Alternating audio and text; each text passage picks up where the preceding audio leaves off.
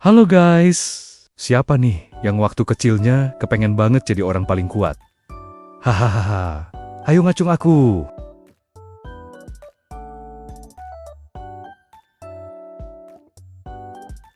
Samson, pahlawan Nazir yang perkasa.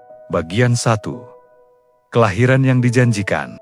Kisah Samson dimulai pada masa ketika bangsa Israel berada di bawah kekuasaan bangsa Filistin. Di kota Zora, hiduplah seorang pria bernama Manoah dan istrinya yang belum memiliki keturunan. Suatu hari, malaikat Tuhan menampakkan diri kepada istri Manoah dan memberitahunya bahwa ia akan mengandung seorang anak laki-laki, ajaib yang sangat kuat dan perkasa, dan sulit dikalahkan kelak. Syarat utama dari sumpah nazir ini adalah, ia tidak boleh meminum anggur atau minuman keras lainnya. Ia tidak boleh memakan apapun yang tidak tahir najis. Pisau cukur tidak boleh menyentuh kepalanya. Rambutnya tidak boleh dipotong. Kekuatan anak itu akan terletak pada rambutnya yang tidak terpotong. Manoah dan istrinya menaati perintah ini. Anak itu lahir dan diberi nama Samson, yang berarti orang matahari. Sejak muda, Samson telah menunjukkan kekuatan fisik yang sangat luar biasa, bahkan sangat tidak wajar. Bagian 2. Tindakan kepahlawanan yang awal. Samson tumbuh dewasa dan jatuh cinta pada seorang wanita Filistin dari kota Timnah. Meskipun orang tuanya menentang karena bangsa Filistin adalah musuh Israel. 1. Melawan singa. Dalam perjalanan ke Timnah, seekor singa muda tiba-tiba menyerang Samson. Dengan kekuatan luar biasa yang dimilikinya, Samson merobek singa itu dengan tangan kosong, seolah-olah singa itu hanyalah selembar kertas yang sangat rapuh. Beberapa waktu kemudian, ia kembali melewati tempat itu dan menemukan bahwa di dalam bangkai singa tersebut telah bersarang sekelompok lebah yang menghasilkan madu. Ia mengambil madu itu dan memakannya. 2. Teka-teki pesta pernikahan. Pada pesta pernikahannya, Samson memberikan teka-teki kepada 30 pemuda cendekiawan. Dari yang makan, keluar makanan, dan dari yang kuat, keluar yang manis. Jika pemuda cendekiawan dapat menjawab teka-tekinya dalam 7 hari, Samson akan memberi mereka 30 helai pakaian linen dan 30 pasang pakaian pesta. Tetapi 30 pemuda cendekiawan ini tidak dapat memecahkan teka-teki itu. Mereka mengancam istri Samson agar ia mendapatkan jawabannya. Karena tekanan, istri Samson membujuk dan merengek, hingga akhirnya Samson memberitahunya jawabannya. Istrinya segera menyampaikan jawabannya kepada para cendekiawan. Ketika mereka memberinya jawaban, Samson tahu ia telah dikhianati dan berkata, "Kalau tidak kamu membajak dengan lembu betinaku, niscaya kamu tidak akan menemukan teka-tekiku."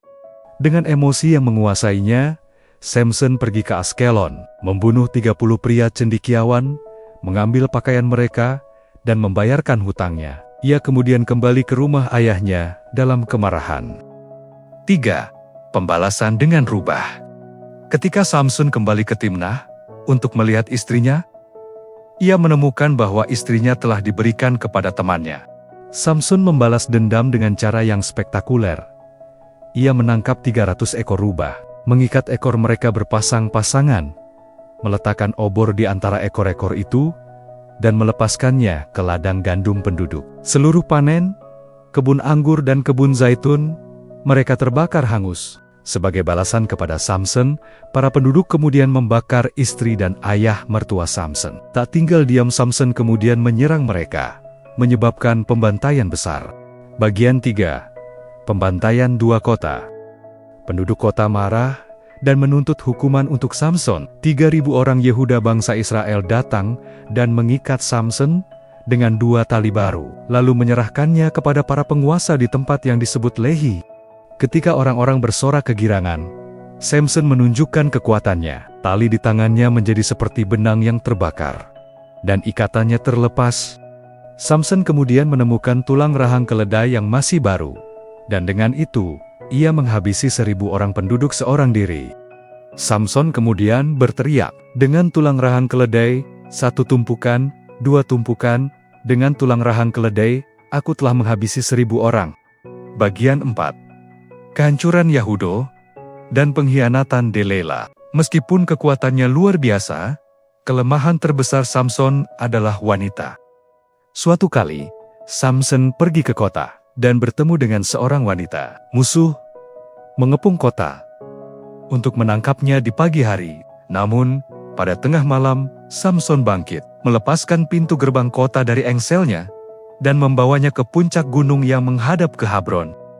Setelah itu, Samson jatuh hati pada seorang wanita di lembah Sorek bernama Delila.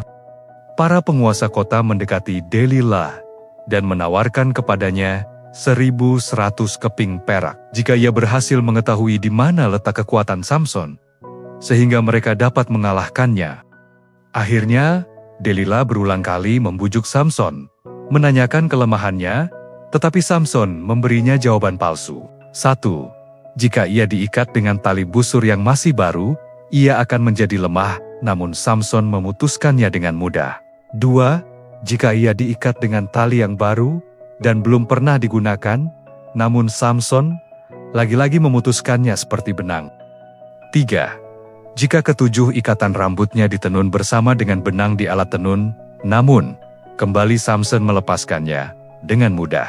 Akhirnya, karena desakan dan rengekan Delila yang terus-menerus, Samson memberitahukan rahasia nazirnya yang sesungguhnya. Pisau cukur tidak pernah menyentuh kepalaku, karena aku adalah seorang nazir sejak aku lahir.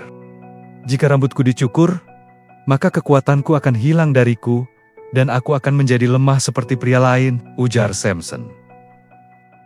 Bagian 5. Kejatuhan dan kematian. Delila tahu kali ini Samson telah mengatakan yang sebenarnya. Ia memanggil para penguasa kota. Beberapa hari kemudian, saat Samson sedang tidur di pangkuannya, Delila memanggil seorang pria untuk mencukur ketujuh ikatan rambut Samson. Begitu rambutnya dicukur, Samson bangun, mengira ia bisa melepaskan diri seperti biasa. Tetapi, ia akhirnya menyadari bahwa kekuatannya telah hilang. Penguasa kota menangkap Samson, mencungkil kedua matanya, dan membawanya ke penjara. Samson diikat dengan belenggu tembaga dan dipaksa memutar penggilingan di penjara. Namun, di penjara, rambut Samson mulai tumbuh kembali. Bagian 6. Akhir yang penuh kemenangan.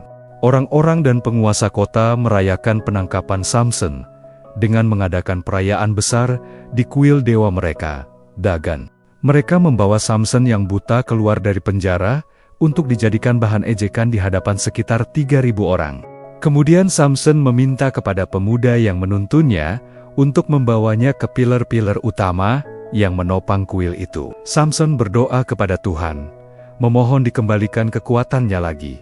Tuhan mengabulkan doanya. Samson memeluk kedua pilar penopang kuil, satu dengan tangan kanan dan satu dengan tangan kiri. Ia mendorongnya dengan sekuat tenaga dan berseru, "Biarlah aku mati bersama-sama orang ini."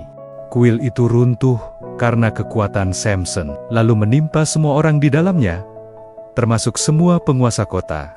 Setelah kejadian runtuhnya kuil dewa, akhirnya Samson menjadi pemimpin yang adil dan bijaksana di kota agung. Jadi, cukup sampai di sini dulu video kita tentang Samson manusia terkuat di zaman itu. Sampai jumpa di next video ya. Bye-bye guys. Assalamualaikum.